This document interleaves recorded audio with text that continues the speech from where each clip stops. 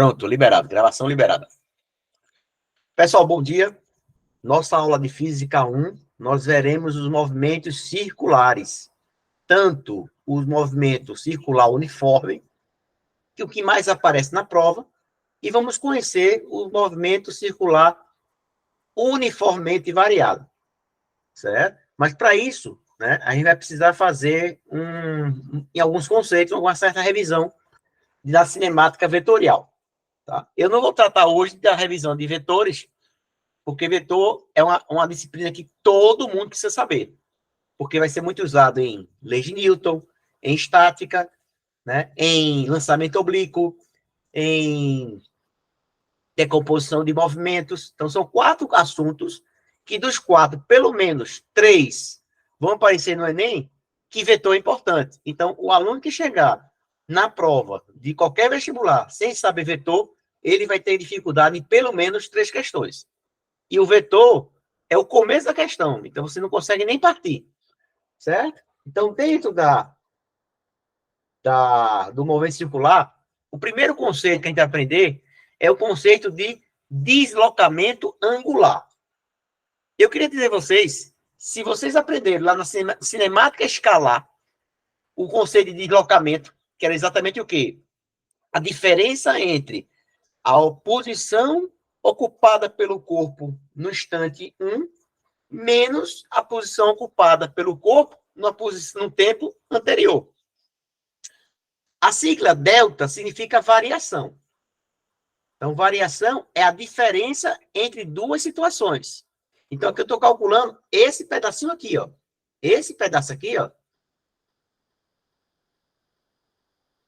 Aquele famoso exemplo. Tem uma formiguinha que vai sair do ponto A e vai se deslocar até o ponto B. Isto aqui é o meu deslocamento escalar. Só que esse deslocamento escalar, ele vai desenvolver um arco, um ângulo. Então, tem um ângulo inicial, que aí vai chamar de fase, certo? E o ângulo final. Então, o que seria o deslocamento angular? É minha fase final menos minha fase inicial. Então, se aqui, por exemplo, fosse 30, e aqui fosse, como é um ângulo maior que aqui fosse 120, eu teria 120 menos 90 graus, eu me desloquei 90 graus da posição A até a posição B. Uma coisa importante que vocês aprendem lá na matemática, que eu vou passar o bizuzinho, em menos de 3 minutos de aula, eu vou passar o primeiro resumo, primeiro bizu para vocês, anotem, por favor. A grande parte das questões a gente vai usar esta relação. Ou seja, do lado esquerdo fica a minha grandeza escalar igual a minha grandeza angular vezes o raio. Então, grava isso aqui. A grandeza escalar, qualquer que seja ela, é igual à sua correspondente grandeza angular vezes o raio. Por que eu estou dizendo isso? Porque a gente vai aprender para ΔS, vai ser igual a quem? A ΔΦ vezes o raio. Vai aprender para velocidade, vai ser igual a quem? A ômega vezes o raio. E vai ver para gama igual a gama não, a aceleração.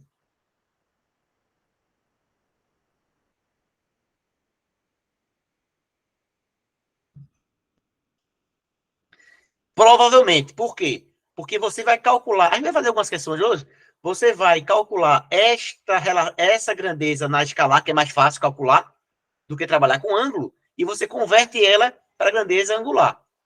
Certo? E vocês aprendem isso na matemática quando você vai converter isso aqui, ó. Arco, ó, em matemática assim, ó. Você tem um arco L e um ângulo θ.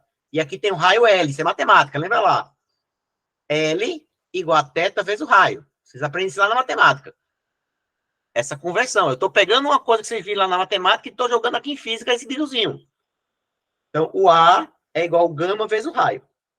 Certo? Então, é algo que pressupõe que o aluno já tinha visto lá em matemática e eu estou adaptando na minha expressão. A grandeza escalar V igual a minha grandeza angular vezes o raio. Vocês vão entender já já.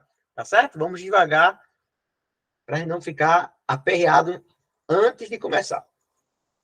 Certo? Então, primeiro, Delta significa que eu estou medindo uma variação de posição. Só que aí eu não estou trabalhando com o meu arco, que é exatamente na periferia da circunferência.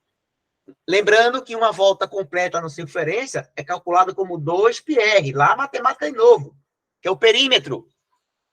Tá certo? 2πr. Mas daqui a pouco a gente vai ver fórmula por fórmula separada.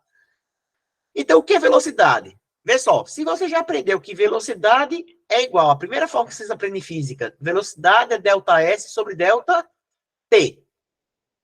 Tá bom? Velocidade é ΔS sobre ΔT. Só que agora, o meu deslocamento é angular. Então, se eu pego o meu deslocamento angular, que é a minha fase final, eu não chamava de posição, agora estou chamando de fase, menos minha fase inicial, e divido pelo tempo. Tudo aquilo, pessoal, que se divide pelo tempo é chamado de taxa. Tá certo? Ou seja, taxa, ela mede a rapidez com que a grandeza que está no numerador cresce ou diminui. Se você usar aquela relação, ó, V igual a ômega R. Vamos provar isso aqui para não ficar, ó. Quem é V? V é ômega R. Igual. Quem é delta S? Delta φ vezes raio. Sobre delta T, ó. Delta R cancela com R, fica a formulazinha de cima. Tá certo? Então, se você conhece quanto vale a velocidade e multiplicar pelo raio, você vai calcular o meu ômega, né, na expressão. Então, eu estou pegando nenhuma fórmula nova, tá certo? Eu peguei o quê? A fórmula de delta S é igual a S final menos S inicial e converti ele para delta φ, que é o φ final menos o φ inicial. Peguei a formulazinha de V e converti para ômega, porque senão a gente vai decorar cada fórmula, a gente vai ficar louco, certo? Vai chegar na metade do programa e o nosso HD vai dar memória cheia. Então, a gente tem que começar a fazer essas analogias, primeiro, num assunto que cai muito, certo? Relativamente, é um assunto que quando cai, geralmente cai a parte de transmissão de movimento, utilizando correia, engrenagens, tá certo? Que é uma próxima aula. Isso aqui é somente a base. Aí, ó, aceleração, da mesma forma. A igual a delta V sobre delta T. Veja que eu peguei as 3 formulazinhas básicas no começo do ano, de qualquer aula de física 1. Então, quem é A? Aí, em vez de chamar A, estou chamando de gama. Igual a quem? A delta ômega sobre delta T. Se faça essa relação. Eu até recomendo você fazer isso aqui, ó. Uma tabelinha. De um lado, você coloca grandezas escalares e do lado, grandezas angulares. Aí de cá eu tenho delta S igual a S menos S0. Deixa eu apagar essa linhazinha no meio que ficou mal dimensionada. Lembrando, quem começa a aula vai ser gravada. Quando vocês assistirem novamente a aula, vocês fazem mais bonitinho do que eu. Igual a delta φ menos φ alfa final. Velocidade, delta S sobre delta T. Ômega, delta φ sobre delta T. A igual a delta V sobre delta T. E gama igual a delta ômega sobre delta T. E aqui embaixo, a relação fundamental é a grandeza escalar é igual a grandeza angular vezes o raio. Então, já fiz hoje, agora com 10 minutos gravados de aula, primeiro esqueminha para você começar a memorizar isso mais rápido. Tá certo? O do lado esquerdo, todo mundo já viu isso na vida. Se por acaso alguém não viu ainda essa parte, depois dá um toque no meu WhatsApp para a gente ver como é que faz para dar uma revisada nisso aí. Certo? Eu posso até pedir para a Felipe para a gente marcar uma aula extra para a gente tentar repor aí o atraso, correr contra o tempo. Certo? Vamos lá, vamos seguir. Então, vimos principalmente os 3 conceitos básicos. Agora, a gente vai precisar detalhar principalmente a aceleração. Porque agora eu vou ter 2 acelerações a serem estudadas. Aí sim começa a cair coisa de prova. Mas aonde? Em leis de Newton. Porque movimento circular tanto pode cair aqui na parte cinemática quanto na parte dinâmica. Por quê? Qual é aquela forcinha que quando você entra lá na roda gigante, né, termina aparecendo? É a força centrípeta. E a força centrípeta, se você lembrar, quem já está né? Força igual a M. Então, esse A, espera que tá chegando gente aqui, vai ser a nossa aceleração centrípeta. Então, a gente vai aprender agora algo que vocês vão usar mais na frente. Vamos lá. Então, primeira coisa, precisamos diferenciar o que é frequência e o que é período. E o que é período. Por quê? Movimento circular, principalmente o MCU, são movimentos periódicos e repetitivos, porque ele fica dando ciclos no mesmo tempo. Onde é que você vai usar isso?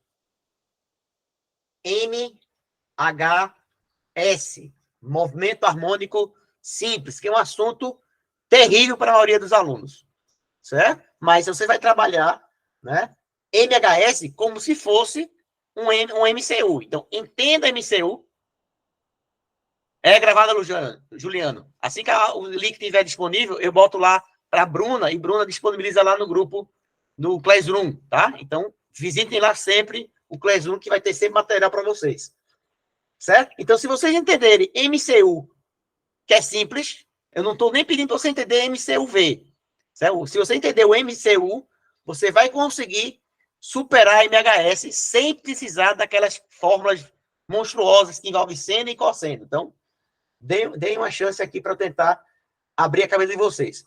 Então, primeira coisa, frequência é o número de voltas que o corpo dá na unidade de tempo. Então, por exemplo, tem certas coisas que a gente tem que saber. O período de rotação da Terra, o período de revolução do ponteiro dos relógios, do segundo, do minuto, da hora. O segundo demora 60 segundos para dar uma volta. O que reviste os minutos demora 1 hora para dar uma volta completa. Né?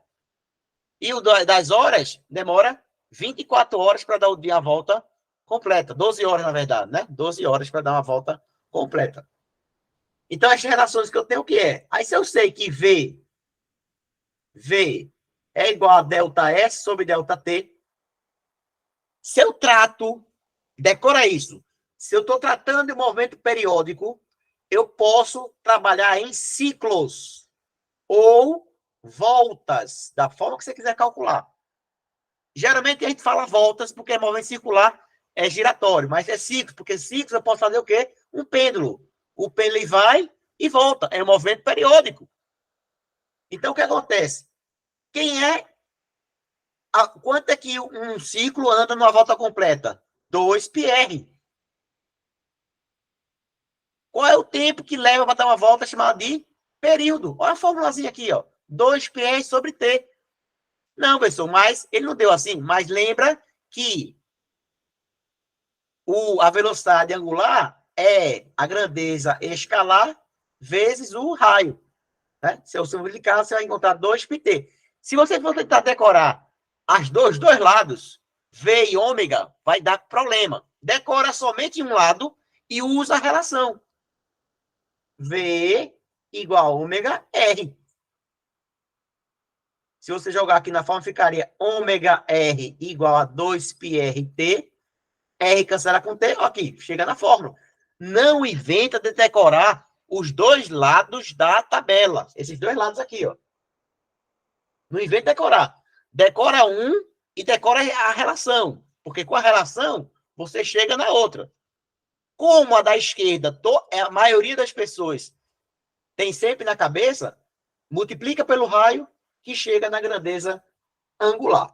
Tá bom? Então, aqui é a parte teórica mais importante. Tá certo? Não é culpa de vocês, né? Porque eu também fui aluno, né? A gente começa a aprender aceleração e, de repente, a aceleração se transforma em duas. Decora. Né? Decora não. Entenda porque você não esquece mais. Eu tenho sempre a minha aceleração tangencial, que é aquela que você já conhece, você já trabalha, que mede o quê? A variação da velocidade pelo tempo. Ah, pessoal, essa eu já conheço. Beleza.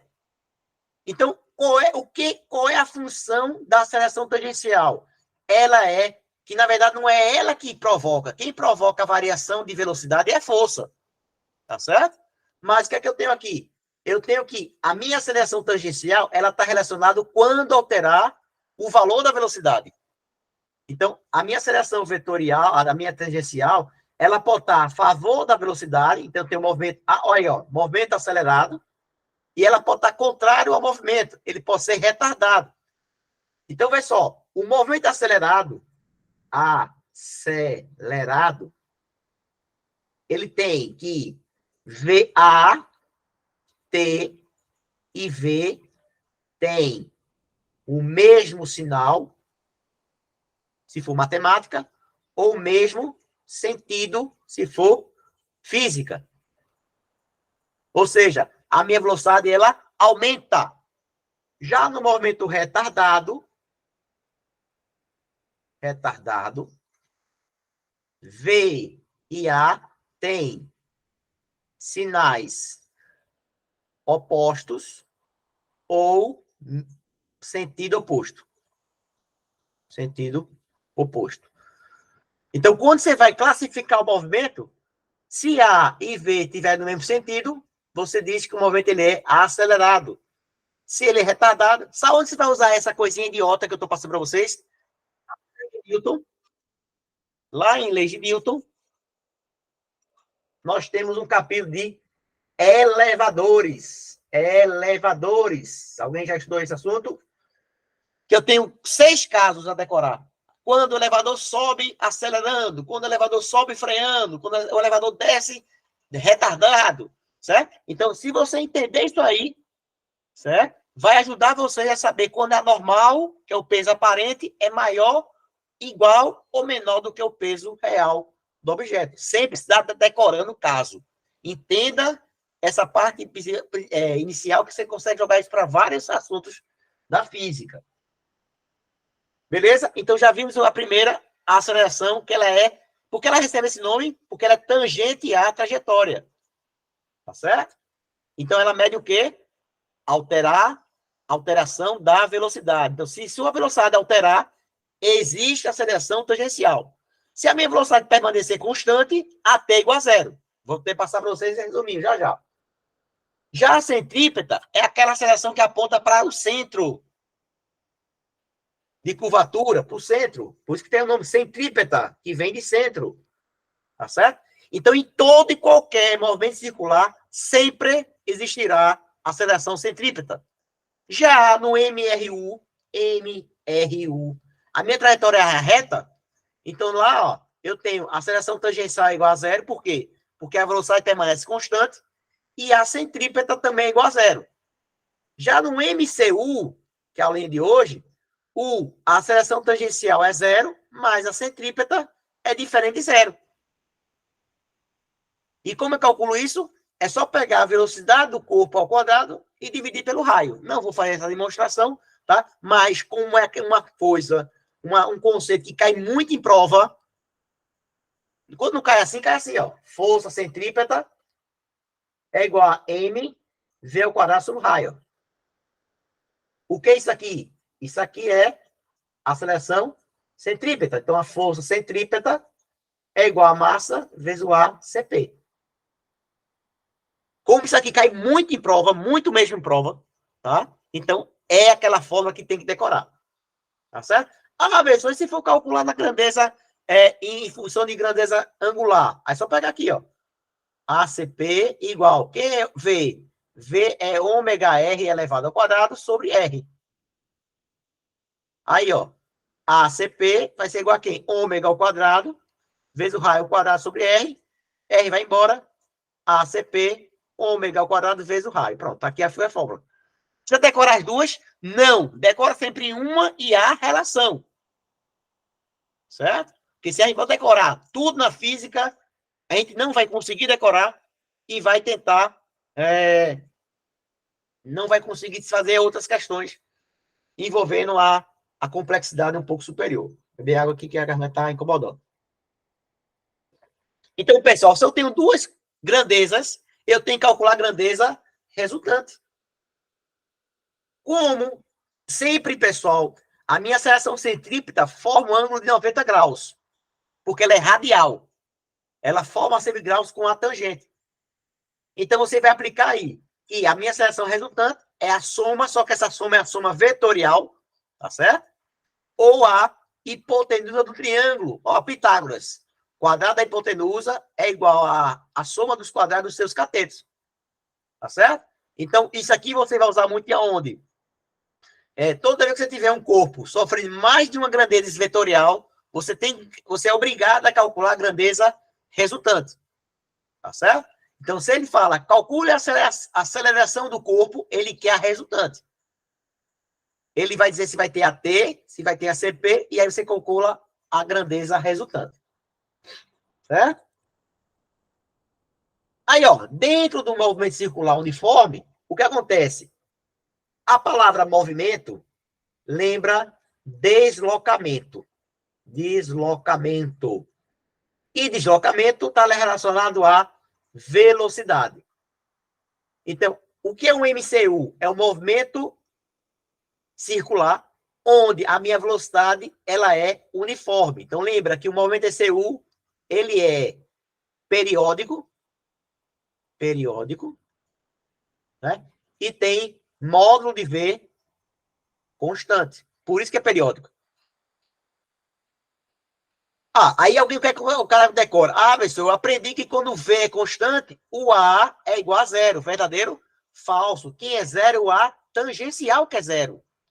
Então, aqui, ó, MCU, no MCU, o que é que eu tenho? Eu tenho módulo da velocidade constante, aceleração tangencial igual a zero, e a centrípeta, ela vai ser constante e diferente de zero. Como eu sei que tem a T? Toda vez que alterar a velocidade, a T é diferente de zero. Quando tenho CP? Quando a direção do vetor alterar.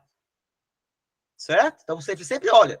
Se o módulo alterou, tem a T. Se a direção altera, tem a CP. A T está diretamente relacionado à alteração do módulo da velocidade e a CP na direção. Vai ter um quadro resumo que depois eu vou pedir para vocês printarem, fazerem imprimir e botarem no seu quarto lá, junto com os seus resumos. Já no circular uniforme e variado, aí sabe, né? Que agora a minha velocidade não é mais constante, ela vai variar de uma forma uniforme. Ou seja, esse V aqui, ele vai aumentar de velocidade. Né? Por isso que você contar no motor, né? O motor ele conta em RPM, né? Porque são as rotações por minuto. Então ele vai girar cada vez mais rápido. Então, se o meu V está alterando de valor, a gente vê aqui pelo tamanho do vetor, certo? Mesmo sem saber o valor numérico, a gente está vendo que um vetor é maior que o outro, né? Ele vai aumentando, ó. Aqui era menorzinho, vai aumentando, até chegar aqui no valor máximo. Então, se tem, é porque eu tenho a T. E se ele é acelerado, o que eu sei? Eu sei que V e A estão no mesmo sentido. A gente já aprendeu, a gente está começando a utilizar o que a gente aprendeu na aula de hoje. Agora, se tem uma alteração de deslocamento, você já tinha um desenho, os mais antigos vão lembrar, que é aquela assim, saída pela esquerda, leão da montanha. Por quê? Se você cochilar, a tendência é você sair pela tangente, né? Saída pela tangente. Porque é para onde aponta a minha velocidade. Se você não fizer a curva, se um motorista cochilar na curva, ele passa direto, por inércia, né? Ele passa direto. Ele tem que fazer a curva para quê? Porque fazendo a curva, vai surgir a força centrípeta, e essa força centrípeta vai fazer com que ele consiga percorrer a trajetória. Então, eu tenho a minha aceleração tangencial, por quê? Porque a minha velocidade alterou, e eu sempre vou ter a CP em qualquer MCU. MCUR ou MCUV. Por quê? Porque mudou a direção, tem sempre a minha aceleração centrípeta.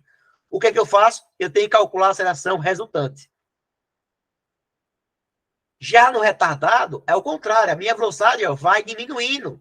Quando você desliga o ventilador, a hélice vai começar a rodar cada vez mais lentamente para ela até chegar a um ponto e parar.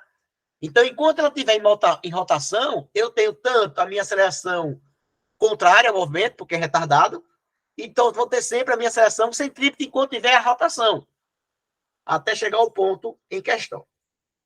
Belezinha? Aí, ó, tá aí o resuminho.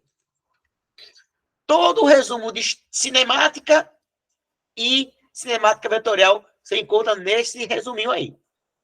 Tá certo? Por exemplo, aqui, ó. Movimento uniforme. Então, tem o movimento retilíneo, ou seja, a velocidade ela é constante e a direção é constante. Ou ele anda para a direita, ou anda para a esquerda. A tangencial é nula. Por quê? Porque V é constante. E por que a tangencial? Porque V é constante. E a centímetro é nula, por quê? Porque a direção é constante. Logicamente, a resultante é nula. Ó, vamos também trabalhar com retilíneo. Variado. O que acontece? Valor é variável e a direção é constante. Opa! Se o valor é variável, a minha seção centrípeta é não nula. Se alguém quiser colocar aqui logo a fórmula assim, ó. ΔV sobre ΔT. E como a minha direção é constante, ou para a direita ou para a esquerda, a centrípeta é nula. Ou seja, a minha resultante é a própria tangencial. É o que vocês já aprenderam. A igual ΔV sobre ΔT. Já na circular, que é a aula de hoje, vai ser igual. O quê? Circular uniforme, o módulo de V é constante. Se é V constante, a tangencial sempre é nula. E a direção sempre vai ser variável, não nula, que vai ser igual a quem? V ao quadrado sobre R. Tá aí, ó. Ok? Já no circular variado, tudo varia. Não nula e não nula. Certo? E aí você vai ter que tirar a resultante completa. Por isso que a questão mais difícil é essa aqui. O movimento circular variado. É um assunto que realmente, graças a Deus, tem caído pouco nos vestibulares. Tá? Deram o print? O print é eterno. Viu? Vamos lá. Primeira questão. Vamos lá. Uma esfera oca feita de papel tem diâmetro igual a 0,50 metros e gira com determinada frequência F, conforme figura adiante. Um projétil é disparado numa direção que passa pelo equador da esfera, com velocidade de 500 metros por segundo. Observa-se que, devido à frequência de rotação da esfera, a bala sai pelo mesmo orifício feito pelo projétil, quando penetra na esfera. Ou seja, a bala, tá? Ela vai fazer um furo aqui, ó. Quando entrar, e ela vai percorrer essa trajetória aqui, ó. E o que é que a questão está dizendo? Que enquanto, veja, isso é batata em prova, que são movimentos simultâneos. Eu tenho o movimento da bala, que está em MRU, e tem o movimento da esfera, que está em MCU. Isso esta de questão é batata, certo? Que eu tenho dois movimentos que ocorrem simultaneamente, ou seja, ao mesmo tempo. Então, vamos montar a questãozinha aqui, ó. Então, o que eu tenho? Então, primeiro eu vou analisar o projétil. O projétil desenvolve velocidade constante. Então, qual é a distância que o projétil vai percorrer? O projétil vai percorrer 2R, porque ele anda em linha reta. Ele vai atravessar o diâmetro da circunferência. A questão falou que o raio vale 0,5 metros. Então, o diâmetro vale 1 metro. Ele vai dar 1 metro. Então, de velocidade vai ser igual a ΔS sobre ΔT. Por que eu vou calcular aqui? Porque eu vou calcular o tempo que a bala demorou para sair do ponto A para o ponto B. É o mesmo tempo que o disco tem que andar meia volta. Certo? Meia volta. Para quê? Para que quando o ponto A chegue aqui, ele tem que partir, ele tem que atravessar o mesmo buraco. Então, o que é que eu tenho aí? Ó? Então, eu posso calcular agora o meu tempo. A distância que eu percorro é a velocidade do projétil, FP, é de 500 metros por segundo. Então, substituindo aqui, ó, ΔT vai ser igual a ΔE sobre V. Aqui é o meu deslocamento, aqui é a minha velocidade. Eu encontro o meu tempo, né? Que vai dar exatamente 10 a menos 3 segundos. Não vou nem transformar, vou deixar do jeito que está aí. Agora, eu vou aplicar agora para a esfera. A esfera vai desenvolver MCU. Então, enquanto o projeto deslocou 2R, a esfera percorreu meia volta, pelo menos, né? Porque pode ter dado uma volta e meia, ou 2 voltas e meia, né? Porque sempre ele vai ter, como ele não disse quantas voltas ele deu, estou partindo do menor, da minha menor frequência. Então, quem é o... Aí vamos fazer uma coisa, regra em 3, coisa para ajudar vocês. Toda questão que envolve uniforme, você pode fazer para regra em 3. Por exemplo, quanto é que a esfera andou? Andou meia volta. Então, se fosse uma volta completa, era 2πr. Como andou somente meia volta, 2πr sobre 2. Em quanto tempo? Em 10 a menos 3. Para dar uma volta completa, porque ele quer a frequência, então quando você trabalha em frequência, tem que ser o ciclo completo. Ele vai dar T. Eu estou calculando meu período. Aí, ó, 2π, eu vou fazer meios extremos, né? Mas eu posso cancelar aqui, ó, 2πr com 2πr, então aqui fica somente 1 meio, vezes, eu calculo que T vai ser igual a 2 vezes 10 a menos 3. Tem cuidado que ele não quer o período, ele quer a frequência. Lembra que frequência é o inverso do período. Então, se frequência é o inverso do período, quando eu dividir, isso aqui vai dar 1 sobre 2. Esse 10 a menos 3, quando passar para cima, vai ficar 1000. 1000 por 2 vai ser igual a 500 Hz. Certo? Você vai encontrar isso lá na resposta, na letra... Deixa eu ver qual é o gabarito da letra aqui que tem. Deixa eu voltar aqui o slide para ver. Na letra D. Na letra D. 500 Hz. Veja que eu não precisei usar aquelas fórmulas monstruosas. Eu resolvi por regra de 3. Por regra de 3. Por regra de 3. Certo? Não usei fórmula, só fiz o quê? Quanto é que ele andou? E a gente conseguiu entender que o tempo que o projeto andou 2R é o tempo que a esfera andou meia volta. Cuidado com essa questão número 2. Né? Lembre que, há um tempo atrás, a região sul do Brasil passou lá um tornado, né? E causou muitos danos. Então, o Enem pode pegar esse exemplo como uma questão de prova. Então, aí eu peguei para vocês algo para analisar, que é outra coisa importante para entender. O centro de um furacão se desloca com a velocidade de 150 km na direção norte e sul. Norte e sul. A massa gasosa desse furacão realiza uma rotação ao redor de seu centro no sentido horário, com um raio de 100 km. Determine a velocidade de rotação da massa gasosa do furacão em radianos por hora, sabendo que a velocidade do vento medida por repórteres em repouso na extremidade leste e oeste do furacão é de 100 km. É a típica questão de cinemática vetorial. Ele vai cobrar do aluno que é norte, sul, leste, oeste, certo? E entender isso aqui, ó. Até fazer isso aqui para vocês entenderem. Imagine a roda de um carro. A roda de um carro. A roda do carro é a junção de 2 movimentos. Pega essa visão aí, ó. É a junção de 2 movimentos.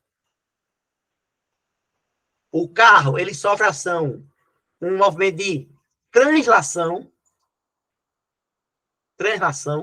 ou arrastamento, ou seja, o carro desloca para, no caso, todos os lados para cá, com a mesma velocidade. E existe a rotação, que é a roda gira em torno do próprio eixo. V. Então, na verdade, o que acontece aqui, ó, eu tenho essa velocidade para cá, com essa para cá, essa para baixo e essa para frente, uma para trás, outra para trás, uma para frente, outra para trás, e aqui uma para cima e uma para frente. Então, aqui é o meu resultado resultante. Ok? Então, o movimento de roda a roda é a junção do movimento de translação mais o de rotação. É o que eu vou fazer aqui nessa questão. Certo? Então, veja que nessa situação aqui em cima, é onde a minha velocidade é máxima. E aqui embaixo é onde a minha velocidade é mínima. Tá certo? Porque aqui é o somatório das duas velocidades e aqui é a diferença. Visto isso, o que é que eu posso analisar com vocês? Primeiro, vamos analisar do jeito que eu estou dizendo. A questão fala que... Eu vou até ler de novo a questão aqui. Ó. O centro do furacão ele está deslocando para o norte com a velocidade de 150 km. No leste é de 100 km e no oeste de 200. Então, vamos lá. Primeiro vamos analisar a translação. Então, a minha translação, no caso, é para o norte. Aqui está o norte. Ó. Norte, sul. Então, todos os pontos vão apontar para o norte no valor de 150 km por hora. Com esse movimento, ele vai ser junto com um de rotação. Só que de rotação eu não sei quanto vale. Mas eu sei que, como ele fala que está no sentido horário, então aqui é um para cima e aqui um para baixo. Ah, professor, e o que foi aquele que ele deu? Que disse que um era 200 e outro era 100. É o resultante. Como é que eu sei que é resultante? Aí é que está o X da questão. Tá certo? Porque ele fala que os observadores estão em repouso. Então, se estão em repouso, é porque eles estão fora da ação do furacão. Então, o que ele está observando é o conjunto. São os dois movimentos ao mesmo tempo. Tanto a translação juntamente com a rotação. Então, ele viu que aqui é o norte, sul, leste, oeste. Certo? Então, ele falou que na posição leste ele mediu 100 e na posição oeste ele mediu 200. Só que aqui, ó, se você olhar, esse ponto aqui é esta velocidade mais essa. Então, se você fizer uma referência ao que a gente viu, esse ponto aqui é onde a minha velocidade é máxima. E, por sua vez, nesse ponto L, é o que aponta para cima, mas o que aponta para baixo é a velocidade mínima. É o que a gente acabou de ver na questão do carro. Certo? Nós teremos uma aula sobre composição de movimentos. Aí vocês vão entender melhor isso. Então, o que eu tenho? Eu tenho que 150 mais x é igual a 200. E 150 menos y, por que eu estou pegando a diferença? Sentidos contrários. Sentidos contrários. Certo? Então, tem igual assim. Ó, dá para calcular direto aqui. Ó. Quanto vale se 150 mais x é igual a 200? X vai ser igual a quanto? 50 quilômetros. É só ver o que falta para chegar em 200. 150 menos y, porque é menos, porque está no sentido contrário igual a 100, também vai ser igual a 50. Terminou a questão? Não. Por quê? Porque ele não quer em velocidade linear, ele quer angular. Eita, professor, e agora? Usa aquela relação. Escalar é igual a angular vezes o raio. Então, se você usar isso, ó, V igual a ômega R. Aí você vai passar o R para cá dividindo. Então, vai ficar... O meu raio é de 2 km e a minha velocidade é de 100 km por hora. Dividindo 50 por 100, eu vou encontrar 0,5 radianos por hora. Questão primordial quando se trata de cinemática vetorial. Composição de movimento, mas... No finalzinho, Bruna? Do V? Pronto, vê só. Toda vez que você quiser transformar grandezas escalares em grandezas angulares, você converte a mesma grandeza, ó, V a ômega vezes o raio. Aí, ó, ômega vai ser igual a V sobre o raio. Eu estou isolando o ômega. Quanto foi ômega? Ah, o raio. O raio do tornado. Ele falou que é 100 quilômetros. Não, tipo, professor, o raio ter virado W, essa parte me confundiu um pouco. Veja só. Bom, veja só. A gente tá fazendo algumas analogias para facilitar a nossa vida. Lá em matemática, vocês aprenderam o conceito de arco e ângulo. Aqui eu tenho um arco L e o ângulo θ. E aqui está o raio R. Aqui está a minha grandeza escalar e aqui está a minha grandeza angular. Vocês aprenderam lá que L é igual a θ vezes o raio. Aí eu estou pegando isso aqui lá da matemática e estou jogando para mim. O quê? Aqui na grandeza escalar igual θ, grandeza angular, vezes o raio. Porque o raio é a constante. Aí como é que eu faço? Ah, V não é igual a ΔS sobre ΔT? Então, ômega V é igual a ômega R. ΔS não é S menos S0? Então, delta θ é ΔS vezes R. Então, toda vez que você tiver uma grandeza escalar e você quer converter na angular, é só multiplicar pelo raio. Ou, no caso, dividir pelo raio. Aí vou ter 0,5. A unidade do SI é radianos por hora. E veja que eu não usei aquelas formas monstruosas. Beleza? Mas, como estava falando, esse assunto é chamado de composição de movimento, que é certo cair na prova. Só que, geralmente, quando cai na prova, é a questão de lançamento de projéteis. Tá certo? Mas aqui é o item 2 no ranking de risco de cair na prova. Vamos lá, vamos seguir. Questão 3. Questão típica de Enem. Não foi do Enem, mas é típica do Enem. Certo?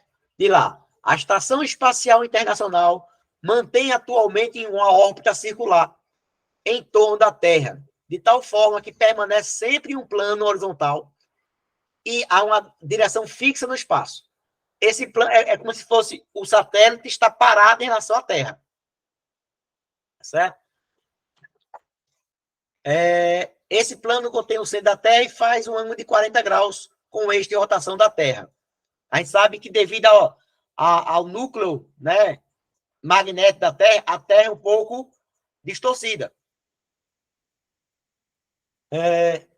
Depois de uma volta completa, em um certo momento, a estação passa sobre Macapá, está lá o ponto Macapá, cidade lá Macapá, que se encontra na linha do Equador.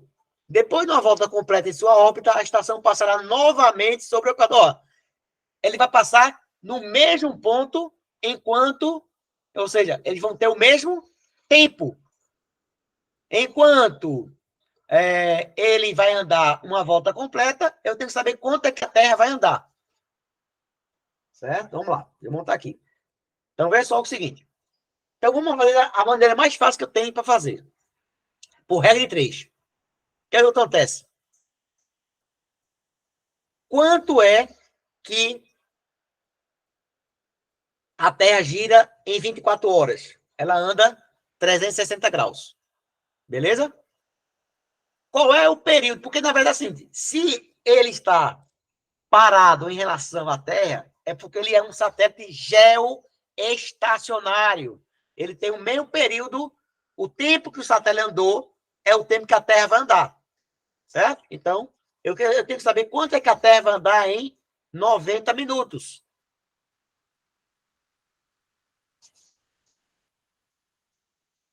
,90 minutos corresponde a 1h30. Certo? Ó, 90 minutos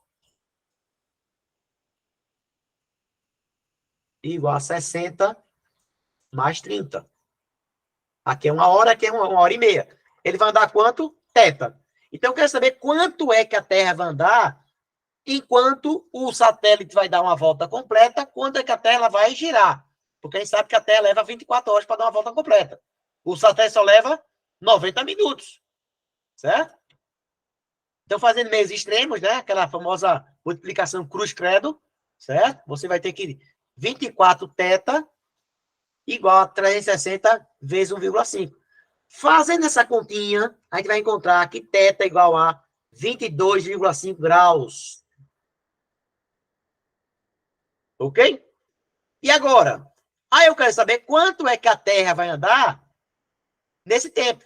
Então, para a Terra agora, a Terra vai andar 360 graus, corresponde a 40 mil quilômetros. Tá aqui, ó, a circunferência do Equador. Daqui para cá, essa volta aqui completa aqui, ó.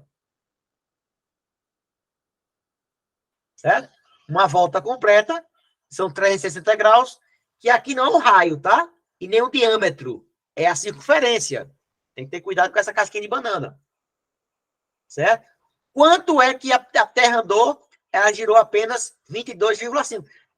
Comece a notar que toda vez que tiver duas situações, dois corpos, sempre haverá algo em comum entre as duas situações.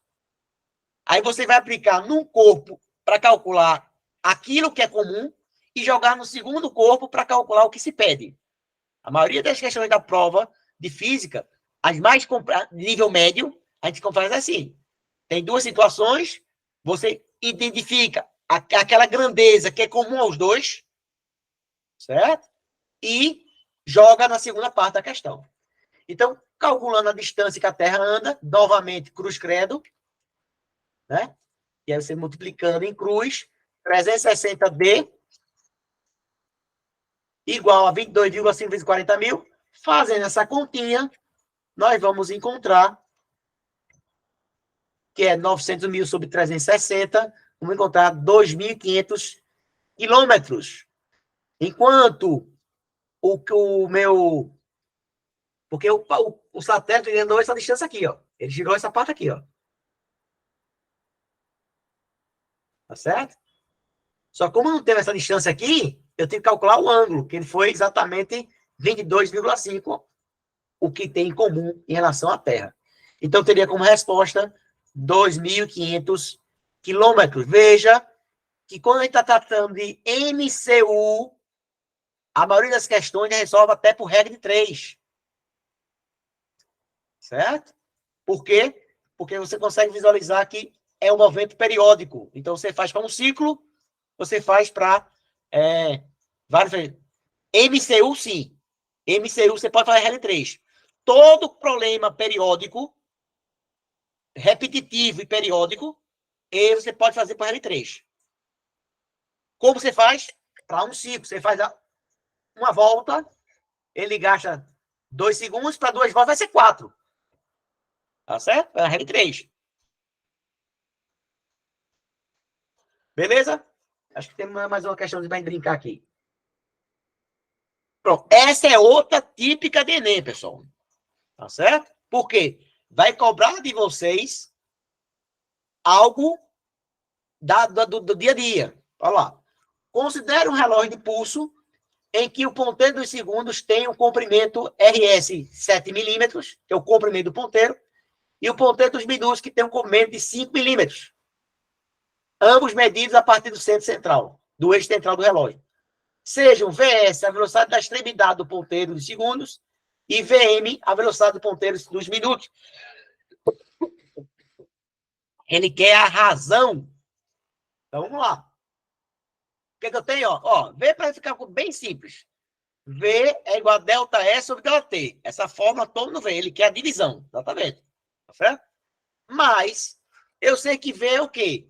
Quanto vai ser o meu deslocamento? Né? O meu deslocamento, ele vai ser quem? Delta S em uma volta completa, o delta S vale 2πr. Que é o perímetro de uma volta completa. E embaixo divide pelo tempo. Já o dos minutos, que eu estou chamando de VM, é exatamente o quê? É o deslocamento do ponteiro dos minutos. Ó, aqui eu tenho, né? Ponteiro das horas, dos minutos e dos segundos. Certo? Então, a velocidade está aqui, na pontinha, né? Na pontinha para fazer o giro.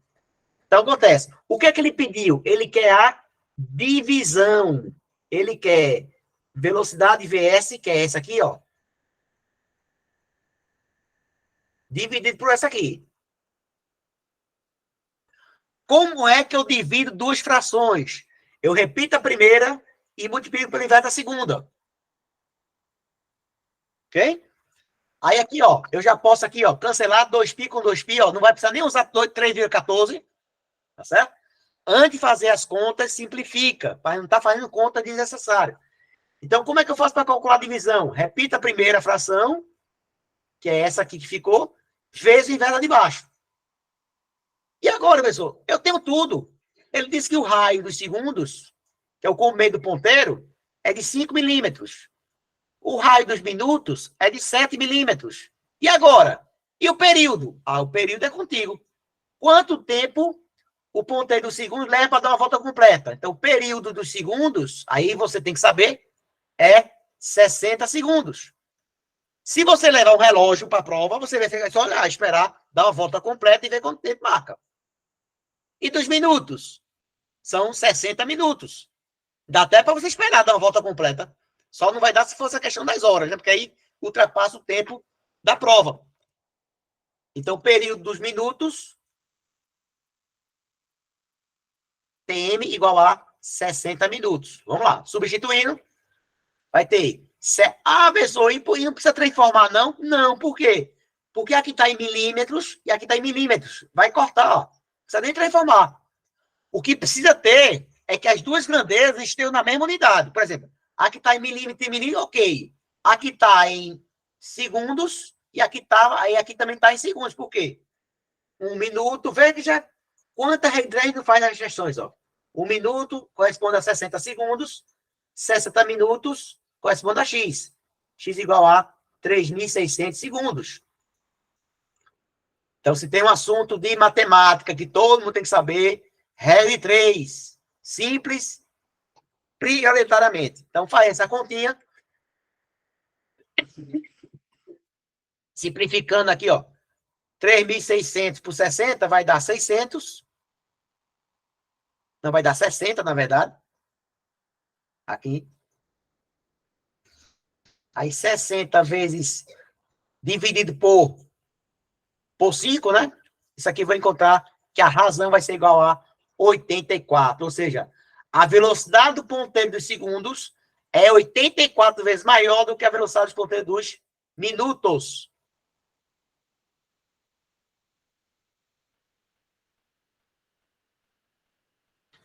Ok?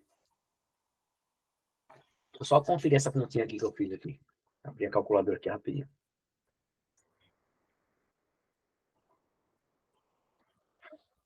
Calculadora.